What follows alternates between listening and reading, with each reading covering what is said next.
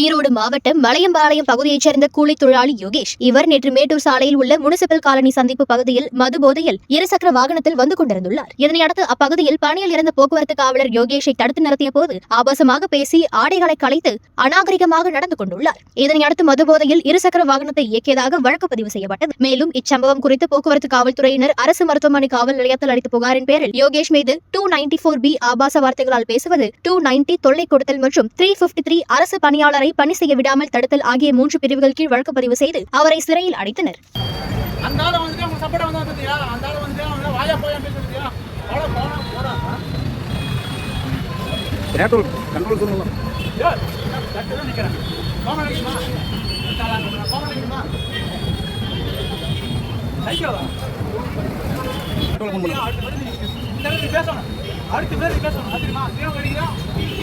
அந்த மாதிரி சொல்றீங்க இல்லையா?